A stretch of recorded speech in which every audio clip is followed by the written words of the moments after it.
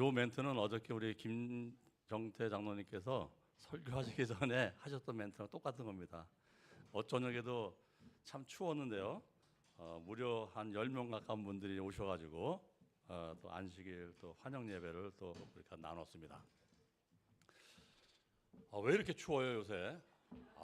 이제 아주 뭐 듣기로는 뭐 25년 만에 추위라고 하는 얘기를 듣는데, 한국에 있을 때는 이거 추위로 생각하지 않았던 추위인데 왜 이렇게 으산하고, 또 저도 오늘 아침에 올 때까지만 괜찮았는데 뭐 시간이 다 돼가니까 정말 이게 뭐 이게 콧물이 새는 것 같아가지고 류은 집사님이 그래요.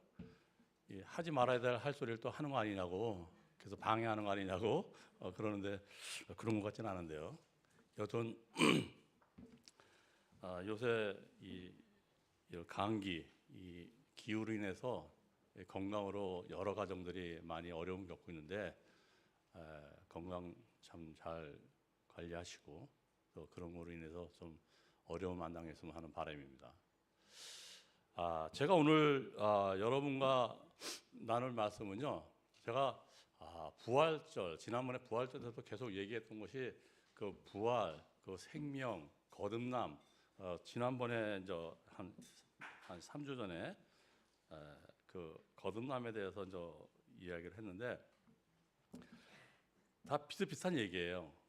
근데 뭐 그 비슷한 얘기를 또 왜 하냐 이럴 수도 있는데, 제가 그동안에 교회를 다니면서 또 말씀을 보면서 또 신앙생활을 한다고 했는데,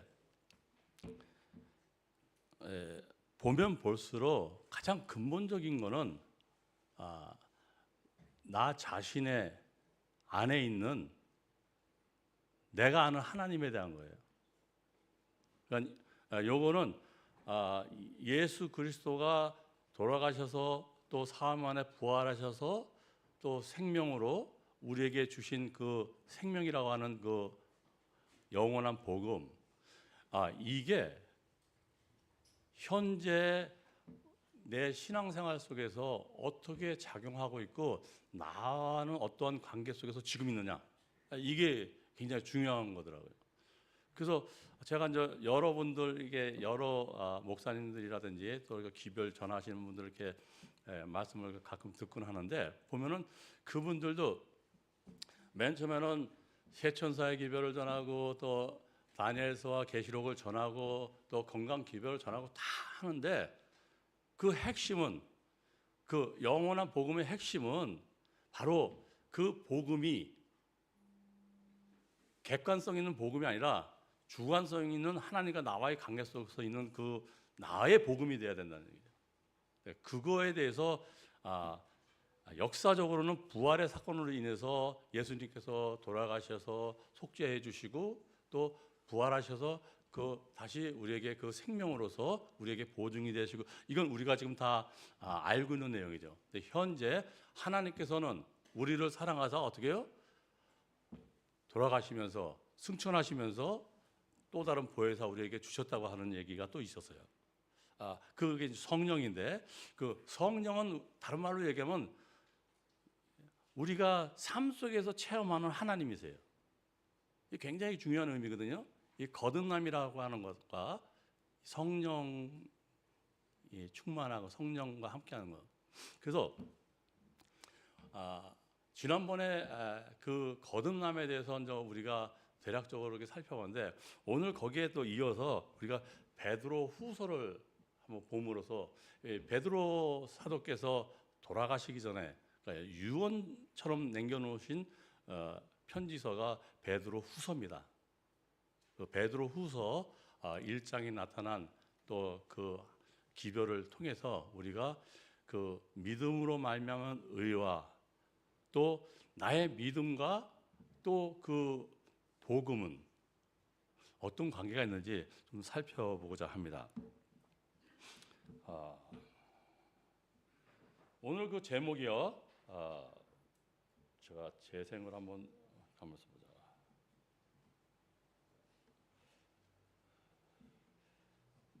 재생을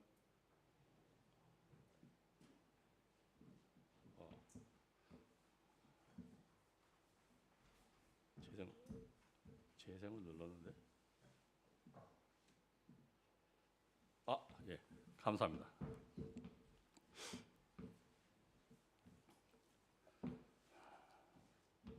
지난번에 제가 말씀을 드릴 때 이 화면을 보이고서 그 다음을 안 넘어갔어요. 그래가지고 또 집에 가서 집사한테 아주 굉장히 소리를 많이 들었습니다. 여기서 왜 멈추냐고. 저도 여기 나와서 이거 하다 보면요, 이거 놓쳐가지고 제가 이게 돌아가는 편인데 오늘은 좀 넘어가도록 해보겠습니다. 이 거듭남이라고 하는 저 신의 성품에 참여한, 이 신의 성품에 참여한, 이 신성한 성품에 참여하는 자라고 하는 그 얘기가 베드로 후서의 1장에 나옵니다. 그래서 저 거듭남이라는 건 신의 성품에 참여하는데,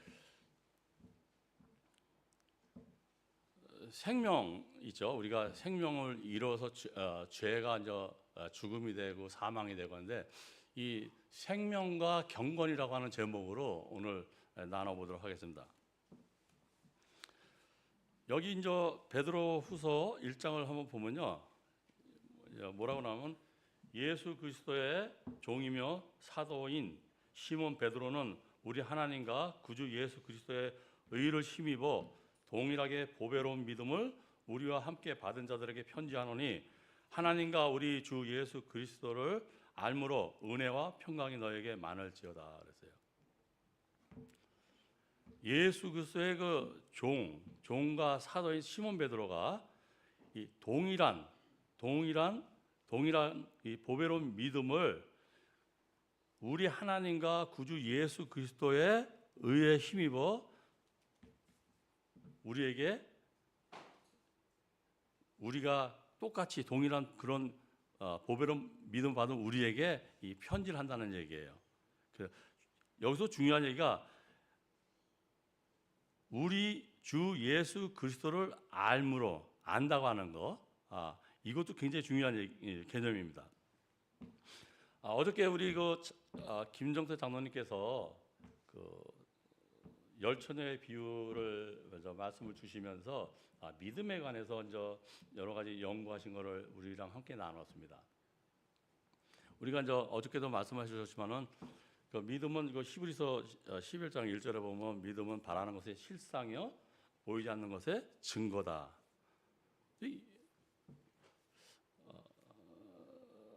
이 내용이 우리가 귀가 따갑게 얘기 들은 거죠. 이게 굉장히 중요한 얘기를 베드로서에서 이 믿음에 대한 것을 풀어주고 있어요. 우리가 그 구원을요, 예수를 믿어서 구원을 받는다 그러잖아요. 그런데 구원을 받는 것이 이걸 좀 확실하게 우리가 좀 얘기를 짚고 넘어갈 필요가 있는데, 혹자는 우리가 구원받는 것이 어디 우리가 이제 빌딩에 들어가면요, 우리가 구원받기 위해서 1층, 2층, 3층, 4층 이렇게 올라가다가 거기서 구원을 받아가지고 또 쭉 올라가서 뭐 꼭대기까지 올라가는, 우리가 주 안에서 우리가 장성한 분량으로 우리가 믿음 안에서 자라난다고 하는데, 우리가 구원을 우리가 뭔가 이렇게 자라나서 성장을 해서 구원을 받는 것을 혹시 예전에도 한때 그런 경험이 있었는데, 우리가 뭔가 이렇게 도달해서 성화가 돼서 구원을 받는다, 뭐 이런 오해 아닌 오해도 있죠. 근데 구원은 분명히 믿음으로 받는다고 그러지 않습니까? 그 얘기는 뭐냐면은, 우리는 지난주에도 얘기했지만 우리가 썩어질 시로, 사망의 존재로 우리는 나도 모르게, 여러분도 다 모르게 태어나 보니 우리의 존재가 뭐예요? 사망의 존재래요. 저도 뭐 교회를 다니면서 알았는데 사망의 존재고, 그냥 사형수란 얘기죠. 그리고 죄에 갇힌 그런 장기 무기수예요. 그냥 사형수. 그거는 어떻게 거기서 내가 뭘 열심히 한다고 해서 풀어줄 수 있는 게 아닌데, 혹시 우리가 이제 사회에서 보면은 사면을 받아서 나오죠. 모범수로 뭐. 그 열심히 거기서 성실하게 수감 생활을 하니까는 그게 이제 감점이 돼가지고 무기수에서 뭐 감형돼서 5년 만에 나오는 사람. 근데 구원은 그런 개념이 아니에요. 그냥 이 사형이라고 하는 이 죽음이라고 하는 죽을 수밖에 없는 존재라는 것이 나도 모르게 그냥 태어나자마자 그런 존재로 태어난 거야, 존재. 근데 눈을 떠보니까 어느 날 갑자기 떠보니까 예수님의 하나님의 자녀가 됐다는 거예요. 그러니까 완전히 존재가 바뀌는 거예요, 존재가. 근데 여기에는 어떤 우리 스스로가 여러분이나 저나 이 죄인이 하나도 보탠 게 없어요. 그러니까 하나님께서 사랑하사 십자가에서 우리를 위해서 돌아가시면서 이 탕감해 주시고 속죄하셔가지고 예수께서 돌아가시면서 이 모든 거를 우리의 죄를 모든 것을 갖다 다 갚아 주셔서 그냥 그 갚은 그 의를 그걸 갖다 이제 대속의 의라고 하는데 그 의를 그냥 뿌려놓은 거예요. 그냥 다 주신 거예요. 뭐로? 선물로. 그러면 선물을 어떻게 해요? 우리는 어떻게 했어요? 우리가 한 건 뭐예요? 우리가 왜 보탠 게 아니라 그냥 받은 거예요. 받냐 안 받냐 이 차이예요. 그러니까 그냥 거저 받으니까 하루아침에 신분이 사형수에서 죄에서 생명의 존재로 하나님의 자녀가 됐다는 거예요. 이게 구원의 개념이에요. 구원의 개념. 그게 생명입니다. 생명. 그래서 그것을 우리가 거듭났다, 생명을 받았다, 또 썩어질 씨에서 어떻게 해요? 생명의 씨로 그 존재가 된. 그러니까 우리는 내가 어떠한 환경에 있든지 간에 뭐 십자가 옆에 강도도 나오지만은 내가 보탠 거 없이 그저 내가 그 선물이라는 것을 인지하고 배워서 받는 거 그 자체. 그래서 우리는 어떻게 보면 나의 믿음이 크냐 적으냐를 논하는 사람들이 가끔 있어요. 내가 믿음이 커서 받냐, 내 믿음이 어떻게 해서 구원을 받냐 이런 개념이 전혀 아니라는 거예요. 성경을 보시면은 그냥 우리는 한 거 그냥 거저 주신 선물을 내가 그걸 듣고서 그냥 받는 거예요. 깨우쳐서 받는 거예요. 그냥 받는 거지. 그게 우리는 믿음이라는 거예요. 믿음. 근데 그 믿음에 주는 믿음의 주여 온전케 하는 일을 바라보자는 얘기가 있잖아요. 그건 뭐냐면 그 의를 그 믿음이라고 하는 그 존재 자체가 허상적인 게 아니라 어떻게 해요? 예수 그리스도가 십자가의 순환을 겪으시고 대속하셔가지고 살아나셔서 생명이 다시 되셔가지고 우리에게 보증이 되는 그 자체가 예수 그리스도의 믿음인 거예요. 예수의 믿음입니다. 그게.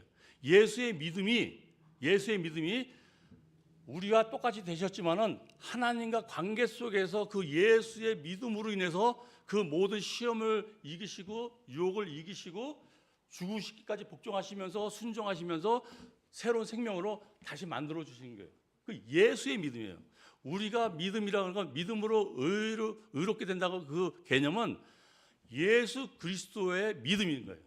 예수 그리스도의 믿음으로 우리가 의롭겠다 하면 받는 거를 내가 그저 잡는 것뿐이지 믿음으로 말미암아 의인이 된다고 하는 이 개념을 내가 믿음으로만 내 믿음으로 어떻게 돼서 그게 의롭다고 하는 그거로 오해하시면 안 됩니다. 성경에서 가르치는 건 전혀 그게 아니에요. 예수 그리스도의 의, 예수 그리스도의 그 믿음으로 이루어진 그 의라고 하는 그거를 그냥 소스를 다 그냥 오픈 소스 다 풀어버린 거예요. 그래서 그냥 그걸 우리가 그냥 사용하는 것뿐이에요. 우리가 잡는 거지. 그게 구원이고 그게 생명이 되고 존재가 바뀌는 거예요. 그게 보배로운 믿음이에요. 여기서 나타나는. 그런데 여기 지금 그게 이제 생명입니다. 생명인데 여기 보시면은 요한복음에 이런 얘기했죠. 내가 진실로 너에게 이르노니 내 말을 듣고 또 나 보내신 이를 믿는 자는 영생을 얻었고 심판에 이르지 않으니 사망에서 생명을 옮겼느니라. 바로 이거예요. 요 개념입니다. 자, 그런데 여기 이제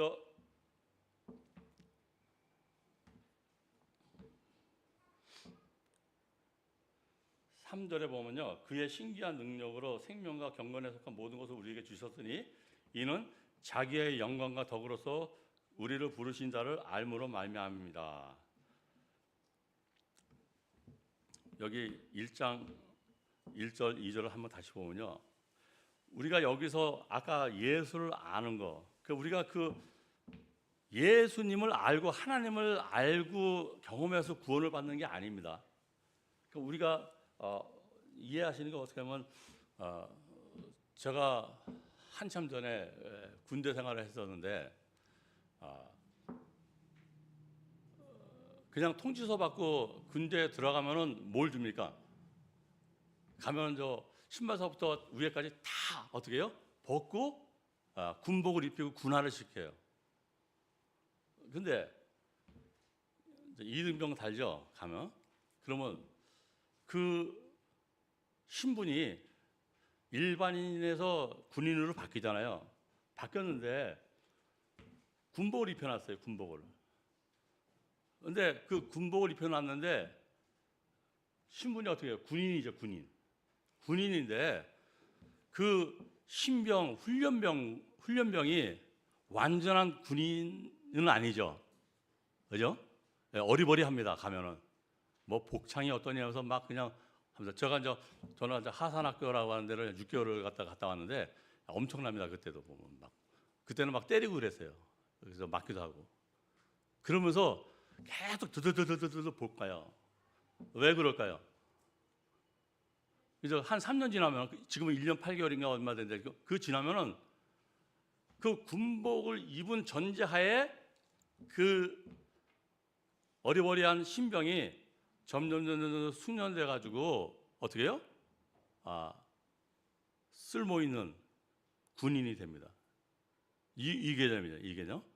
우리가 장성한 분량으로 믿음 안에서 자라나간다고 하는 것은 전제 조건은 예수 그리스도의 그 의라고 하는 이 복음을 우리가 받는다고 하는 전제 조건 하에서 그 안에서 우리가 어떻게 2등병에서 1병에서 상병에서 병장으로 이렇게 그 안에서 더 숙련된 모습으로, 군인다운 모습으로 거기서 성숙해 나가는 거예요.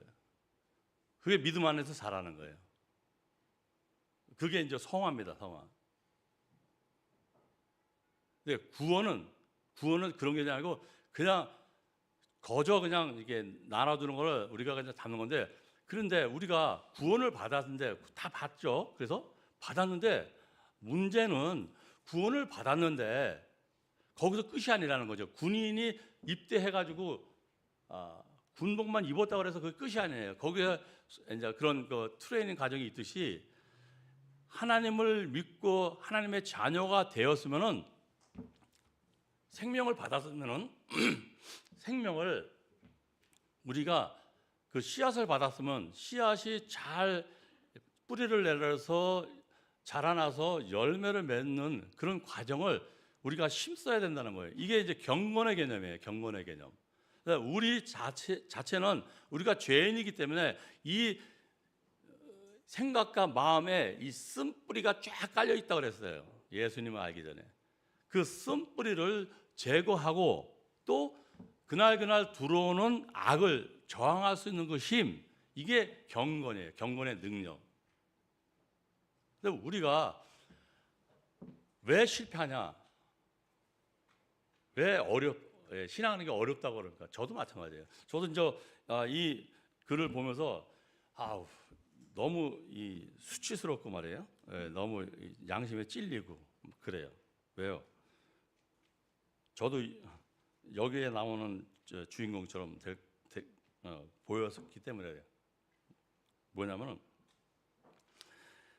예수 그리스도를 아는 지식이라고는 어떤 책이 있는데, 그 책에 보면은 예수 그리스도에서 아는 것이 예수를 아는 것과 예수에 대해서 아는 것 두 가지가 있다 그래요. 무슨 말씀 아시죠? 내가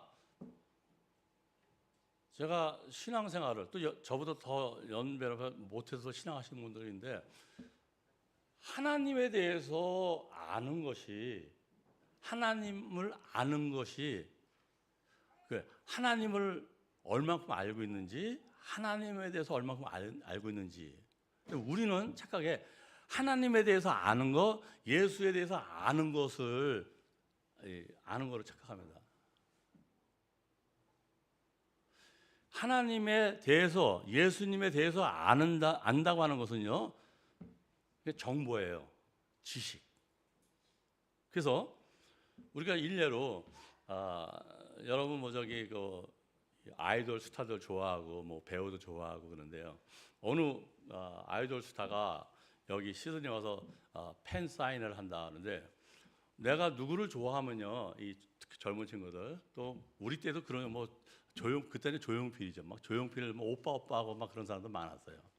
그런데 좋아하는 팬이 좋아하는 배우라든지 뭐 운동선수 손흥민 같은 운동선수가 있으면 그 선수에 대해서 그 연예인에 대해서 사진이며 뭐 여러 가지 정보들을 다 해서 팬클럽이라는 게 또 있어요. 그래서 거기에 대한 뭐 굿즈 이런 거 막 다 사고 뭐 난리다 방 안에 쫙 돌려붙이고 그래서 그 연예인에 대해서 운동선수가 어디 출신이고 뭘 좋아하고 뭘 뭐 취미가 뭐 이런 거 너무너무 잘 알아요. 잘 아는데 사인회 갔어요. 사인회 가서 그 연예인은 손흥민 선수를 만났습니다. 손흥민 선수가 저를 압니까? 모르죠. 그 문제예요. 우리의 믿음의 문제가. 하나님에 대해서 많이 아는데 지식적으로 많이 알고 정보는 많이 알고 있는데 실제 하나님에 대해서는 아는데 하나님을 모르는 경우 이게 우리 신앙의 딜레마예요. 이게 영원한 복음, 세천사의 기별 또 요한계시록과 뭐 다니엘서 이 모든 기별들을 우리가 다 배워서 하나님의 역사, 구속의 역사에 대해서 다 아는데 나의 영원한 복음, 나의 하나님은 내가 아는 하나님은 얼마만큼이냐는 얘기예요. 이거 좀 심각한 얘기 아닌가? 제가 오늘 이거 글을 보면서도 하나님을 안다고 하는 게 가만히 보니까는 저도 지금도요 하나님에 대해서 이렇게 얘기를 하는데 하나님을 얘기하려니까 이게 별로 이 소스가 별로 없어요. 그래서 예수님이 그러지 않습니까? 주여 주여 하면서 내가 무슨 일을 했고 선지자 노릇을 뭐 했는데 내가 너를 안다 모른다? 모른다는 거예요. 팬사인회 갔는데 그 스타는 나를 몰라요. 나는 그냥 열심히 그냥 돈 들여가면서 막 열심히 해서 그에 대해서는 다 안다고 생각했는데 여러분들 뭐 지금 트럼프 알죠? 트럼프 누군지. 트럼프에 대해서는 다 알죠. 성격이 어떻고 진짜 뭐 하는 사람이고 누구 대통령이고 어디 대통령. 근데 트럼프는 우리를 모른다는 얘기예요. 하나님에 대해서는 우리가 아는데 그러면 어떻게 하나님을 아느냐 얘기예요. 어떻게 예수님을 압니까? 우리가 믿음으로 그 선물을 받아서 구원하고 생명을 얻었는데 그때부터 우리는 하나님을 예수님을 알아가는 거예요. 내가 믿음으로 그걸 선물을 받았는데 받아서 그 받은 거를 감사함으로 하나님 앞에 간구하면서 도움을 구하면서 말씀을 보면서 그 나의 그 간구하심으로 계속 나갈 때 그때 그게 있죠. 우리가 저 얼마 있으면 또 다시 할지 모르지만 He touched me라는 거 있잖아요. He touched me. 그 참미가 있죠. 그가 타치를 하십니다. 그게 보혜사 성령을 우리에게 주신 거예요. 하나님께서. 우리가 그 말씀을, 하나님에 대해서 말씀을 먼저 알면서 하나님을 알고자 그 말씀에, 하나님에 대해서 우리가 그 성경을 공부하고 하나님 앞에 무릎 꿇고 나갈 때 하나님께서 우리를 타치하신대요. 근데 여러분들 그런 경험이 아마 교회에 처음 들어오실 때 아마 그런 경험이 있었을 거예요. 저도 예전에, 먼 예전에 있었어요. 그 희미한 옛사랑의 그림자를 찾으면서 지금 아직까지 여기서 버티고 있는지 모르겠어요. 여러분 다 있어요. 근데 문제는 우리가 이 죄된 육체를 가지고서 이 땅에서 살면서 또 예수님 오실 때까지 살아야 되기 때문에 생명은 받았지만은 어떻게 해요? 우리가 자꾸만 죄에 약하고 우리의 연약성으로 인해서 쓰러지고 자꾸만 비틀거리죠.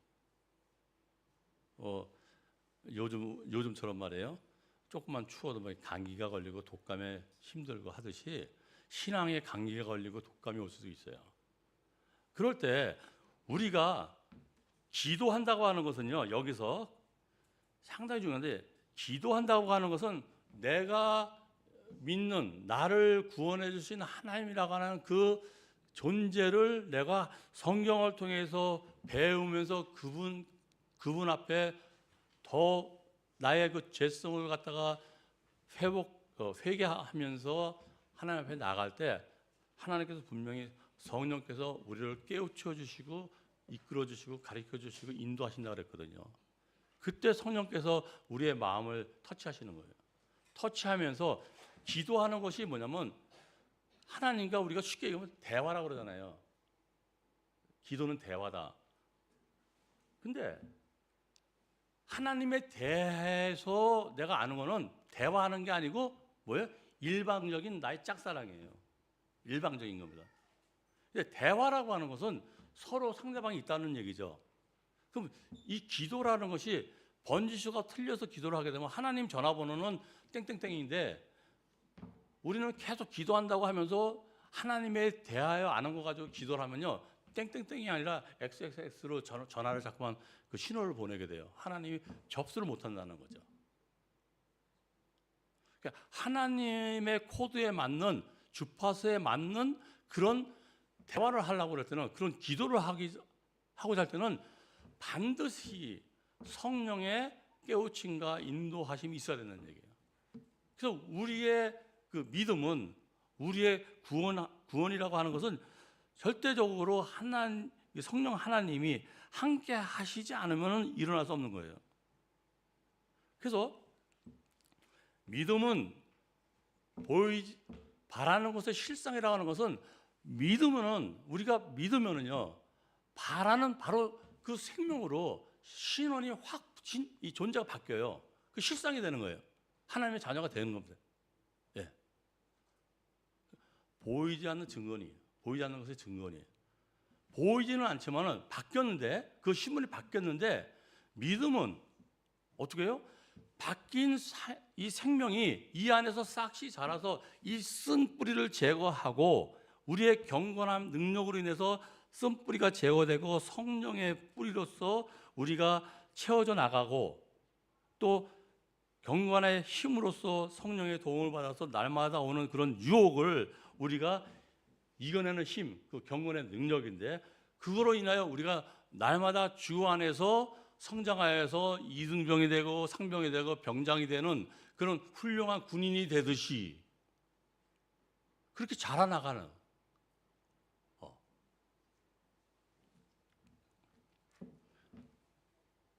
이게 바로 우리가 신앙 안에서, 주 안에서, 믿음 안에서 우리의 생명을 키워나가면서 하나님의 자녀가 되고 하나님의 제자가 되어 나가는 길이에요. 그 성경에서 보면은, 혹은 어떤 또 편지서에서는 우리가 바로 여기서처럼 믿음으로 하나님의 자녀가 되죠. 그 다음에는 어떻게 해요? 자녀가 된다, 하나님의 제자가 된다, 하나님의 일꾼 얘기도 나오죠. 그 다음에 에베소서 가면 뭐예요? 하나님의 군사로 나와요. 이건 뭐냐? 그 안에서 자녀가 돼서 거기서 머무르는 게 아니라 계속 성장해서 하나님이 뜻하신 바대로 쓰임 받을 때 그때 그 성숙한 대로 그 사역을 감당해 나간다는 거죠. 이런 조건에서 우리는 하나님에 대해서 아는 것보다 하나님에 대해서 아는 것은 결코 우리가 기도를 통하지 않고서는 이루어질 수 없다. 이 대화라는 것은 하나님과의 관계거든요. 관계를 맺는 건데 우리가 기도는 많이 하지만 하나님의 그 통화 기록에 남는 그런 기도, 번호가 틀려가지고 통화 기록이 안 남으면 아무 증거가 없지 않습니까? 그러니까 하나님이 바라는 그 주파수에 맞는 그런 기도를 우리가 함으로써 우리의 개인적인 소망과 바램과 구원 이런 것도 있지만은 더 중요한 거는 하나님의 자녀로서 일꾼으로서 제자로서 하나님의 뜻을 서로 나눌 수 있는 그런 대화가 필요하다는 거예요.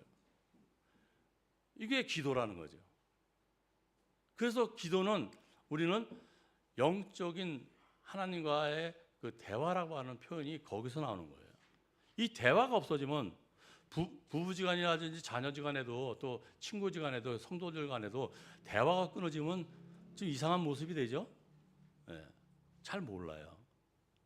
뭐 대해서는 아는데 잘 몰라요. 우리가 이 경건의 능력이라는 것도 대화를 통해서 더욱더 우리가 하나님의 예수님의 품성이 뭐예요? 나는 온유하고 겸손하니 그러잖아요. 그런 품성을 우리가 대화를 통해서 배워가면서 우리가 점점 더 이 안에 생명이 죽지 않고 썩어질 씨로 자꾸만 도태가 안 되고 이 씨앗이 생명의 씨가 자꾸만 자라나서 이 안에 그동안에 있었던 내가 눈 떠보니 죄인이니 뭐 이래가지고 사형수로 그때 살았던 그런 이 쓴뿌리들이 어느덧 지나가면 다 제거되고 계속 어떻게 해요? 성령의 그 감화 감동을 다 새롭게 돼서 새 사람이 돼서 새 마음이 돼서 우리가 어떻게 예수님 오실 때까지 버텨나가는 거예요.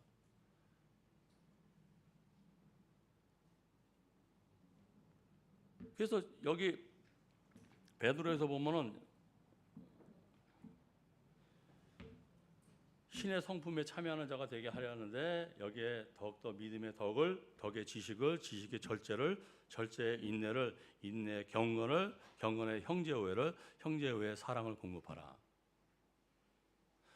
요 내용은 우리의 구원이 처음에는 뭐 믿음으로, 그다음에 지식으로, 무슨 뭐 절제, 인내, 경건, 뭐 형제 하나하나 이렇게 올라가는 게 아니라는 얘기예요.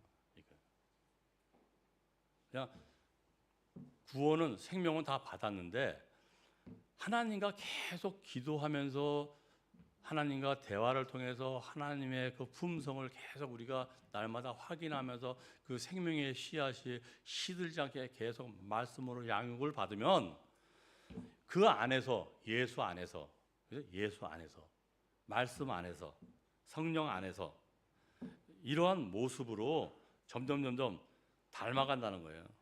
더 성숙해 간다는 거예요. 전제 조건은 우리가 구원을 받는 거, 생명을 받는다고 하는, 거듭난다고 하는 그 전제예요. 이 거듭나는 게 전제가 안 돼 있으면은 이 얘기는 해당이 없어요. 어저께 말씀하신 그 열처녀의 비유도 믿는 사람들 얘기예요. 성경을 보시면요, 이방인들이라서 하나님을 전혀 모르는 백성들에 대해서는 그냥 번외로 다 칩니다. 거기에 나오는 인물들은요, 이스라엘 백성으로부터 시작을 해서 모든 그 노독들은 하나님을 믿는다고 하는 하나님의 백성들이고, 지금으로 얘기하면 크리스찬들이에요. 근데 크리스찬들이 그 받은 생명을, 그 구원을 어떻게 살면서 관리해 나가느냐에서 실패도 하고, 그죠? 배반도 하고, 배도도 하고, 뭐 여러 가지 모양이 나옵니다. 지금 우리도 마찬가지죠. 구원은 받아서 다 침례받고 하나님을 신하고 받아 처음에 다 그랬는데, 우리가 죄된 그 속성을 가진 육체 속에 갇혀 있다 보니 아직은요, 마음은 생명 거듭났는데 이 생명을 이 안에 있는 쓴뿌리가 계속 감아옵니다. 또 외부에서도 계속 시험이 오고. 근데 이거를 우리가 어떻게 날마다 걷어내고 막고 이겨내서 있느냐. 믿음의 방패라는 거 있죠. 믿음의 방패. 내가 얼마나 믿음이 세서 사탄의 그 괴계를 물리칠 수가 있어요. 그 믿음의 방패라는 건, 그 믿음이라는 것이 소스가 돼요. 예수 그리스도의 믿음이에요. 예수님께서 믿으셨던 그 믿음. 그 믿음을 내가 거저 선물로 받았으면 그 믿음을 쓰라는 얘기예요. 내 것처럼 내가 받아서. 그게 믿음의 방패예요. 근데 그 믿음의 방패가 되는 예수님의 그 소스는 놔두고 내가 어떻게 그걸 이겨보려고 그러고, 그렇죠? 그건 아니죠. 그러니까 그 율법주의라고 하는 저 이스라엘 백성들, 뭐 율법하고 바리새인들요. 이분들도 하나님에 대해서는 달달달 외우지 않습니까? 율법을, 경전을. 몇 세대, 뭐 난지 뭐 며칠 만에 뭐 할례 받고 며칠 또 몇 살 때까지 그냥 모세오경 다 외우고 토라를 다 외우고. 사도 바울이 고백하잖아요. 자기가 율법으로는 하나님에 대해서 한 점 흠이 없을 정도로 완벽했다 얘기예요. 사도 바울이 예수님을 만나기 전까지는 하나님에 대해서는 박사였어요. 근데 하나님을, 예수님을 만나서 내가 아는 하나님, 내가 하나님을 알고 나니까 그 관해에서 알았던 이 모든 것들이 아니라는 얘기예요. 쓰레기. 우리의 삶 속에서 베드로 사도께서 지금 유언으로 마지막으로 우리에게 지금 남겨주신 그런 말씀인데, 여기서 우리는 마지막 우리가 시대에 기별을 가지고 제7일 안식 예수 재림 교인으로서 세천사의 기별을, 영원한 복음을 우리가 전한다고 하는 그 사명을 받았지만은, 이 사명을 우리가 받기 전에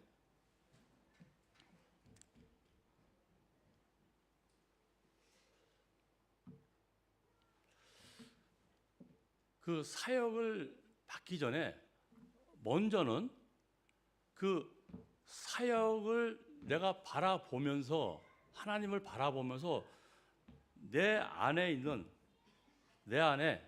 하나님이, 성령님이, 예수님이, 내 안에 있는 하나님이 지금 계신가 안 계신가를 먼저 확인해야 돼요. 먼저.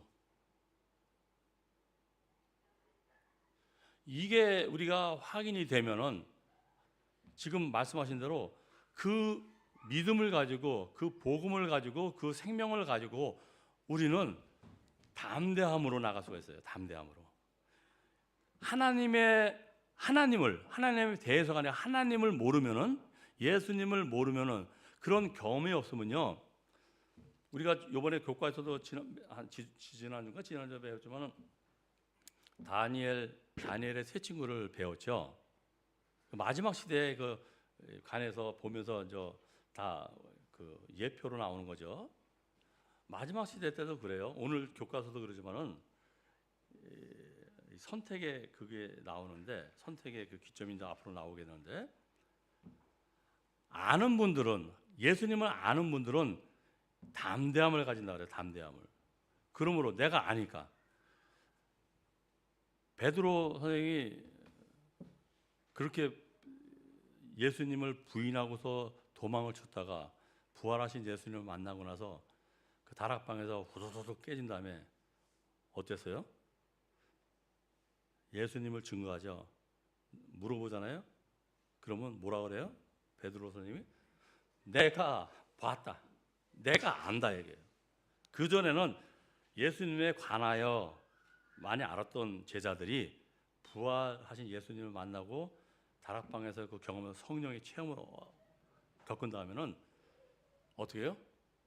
도망가던 베드로 제자들이 거의 다 순교를 당합니다. 왜요? 담대함으로. 그 죽음 넘어 뭐가 있다는 걸 아는 거죠. 내가 하나님을 만났으니까. 아니까. 우리도 하나님에 관하여 많이는 알고 있지만 마지막 시대 때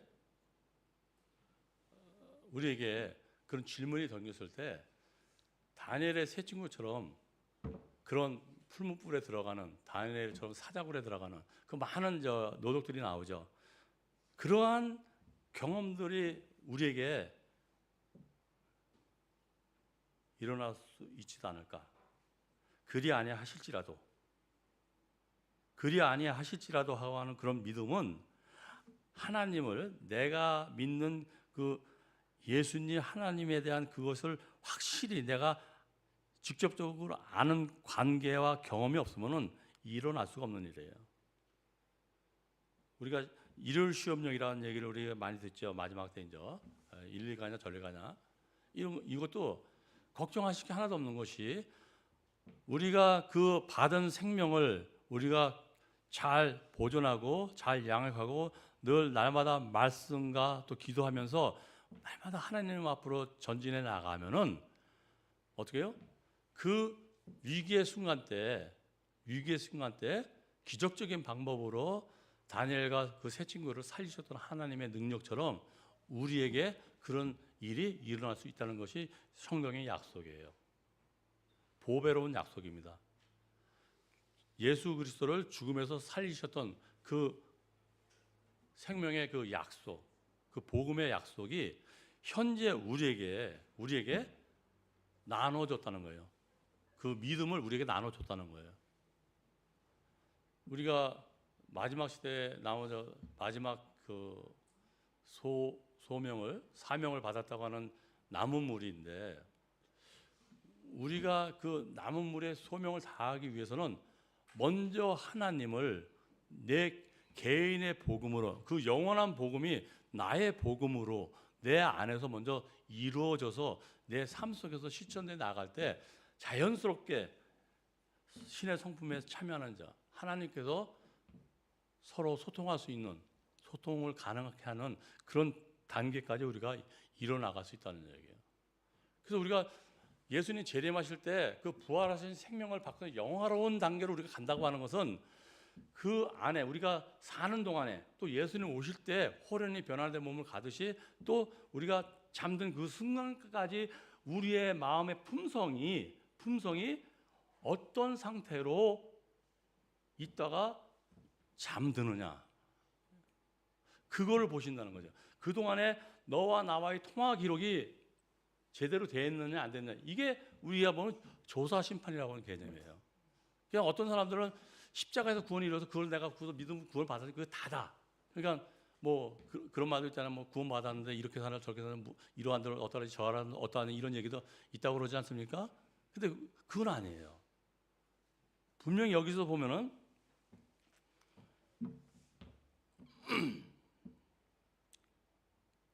그의 신기한 능력으로, 여기 처음에 나오죠. 3절에 그의 신기한 능력, 성령의 능력으로 생명, 우리의 구원을 줬죠. 생명, 씨를 줬죠. 생명이 회복되고 생명과 경건에 속한 모든 것을 우리에게 주셨다고 그랬어요.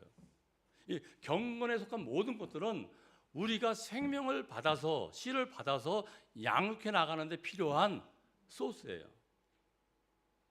유혹과 우리의 쓴뿌리를, 이 안에 나도 모르게 있었던 그런 죄된 썩어빠진 그 구습에 얻게 된 그런 쓴뿌리들을 제거하는 힘, 또 오는 유혹을 막는, 죄를 이기는 그런 힘, 이런 것을 경건에 속한 모든 것들을 하나님께 주셨다는 거예요.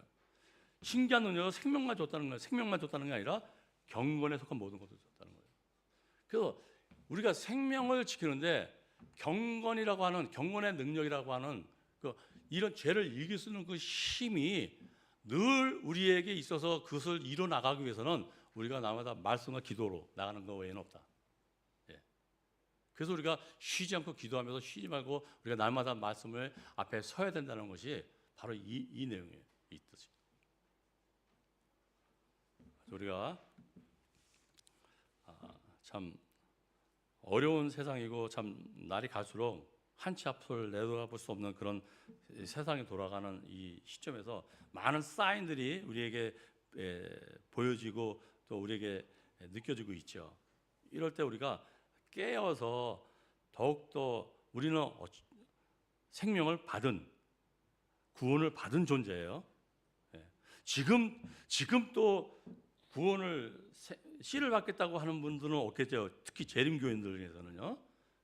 우리는 다 하나님의 자녀가 돼서 신분이 그냥 한순간에 그냥 생명으로, 사망에서 생명으로 옮겨진 그런 존재예요. 비록 우리가 아직은 부족하고 이 죄된 몸을 가지고 있지만 품성적으로 완전하진 않지만은 일단 군복, 이 유니폼은 갈아입어서 그러니까 입혔다고, 그러니까 의라고 하는 그 그리스도의 옷이라고 하는 개념이 그거예요. 무조건 무슨 일이 있어도 이 옷을 벗으면 안 되는 거예요. 벗고 있는 가운데에서 우리가 경건의 능력으로 세워나가는 거지. 이 옷을 벗어가지고 답답하다가 또 벗으면 이건 또 다시 원점입니다.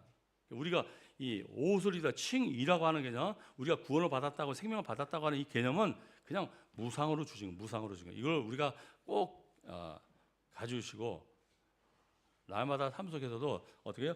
담대함을 주시는 하나님, 그 예수님의 능력을 우리가 믿고 나가면은요, 조금 어렵고 힘들고 어려울 때 우리가 좀 불안하지만 우리가 아직도 연약한 그런 상태에 있기 때문에 연약성으로 인해서 시험을 받지만은 넉넉히 이길 수 있다고 생각이 됩니다. 아무쪼록 우리가 이런 것을 또 훈련하기 위해서 우리 선교회장님이 계시지만은 우리가 셀 그룹도 하는 거예요. 사실은 우리가 삶 속에서 이런 훈련하는 거예요. 훈련. 그래서 계속 그 경건의 능력으로 삶 속에서 그 말씀과 기도하면서 서로 잡아주면서 우리가, 그래서 우리가 이 교회가 제가 요 한마디만 할게요. 뭐냐면은 이런 그 보배로운 믿음을 갖고 또 이런 기별을 갖고 하나님의 약속을 가졌는데 실상은 어때요? 우리가 보면은 축구하다 보면은 이 정강이 이런데 부닥치면 이 뼈끼리 부닥치면 어떻게 해요? 상당히 아픕니다. 그 부딪혀 보지 않으면 모르죠. 멍이 들 정도로 엄청 아프죠. 근데 우리가 나누는 대화 중에 우리가 조금 게을리하고 우리가 조금 이 옷은 입고 있는데 좀 우리가 그 경건의 능력에 대해 경건의 훈련을 좀 소홀히 하면요, 모양은 경건의 모양이 있고 저도 그렇고 여러분도 그렇고 예배를 드리다 보면 언제 우리가 아멘 해야 되고 언제 찬미가 불러야 되고 언제 일어나야 되고 나가야 되고 뭐 이런 거 다 알잖아요. 우리 경건의 모양은 다 알아요. 근데 경건의 능력이라는 건 또 다른 얘기죠. 근데 그 경건의 능력이 조금 떨어지게 되면요, 우리가 호간에 오다 보면은 얘기가 던졌는데 받았는데 이 뼈끼리 부닥쳐가지고 아프듯이 상당히 아파요. 그죠? 그런 건 많습니다.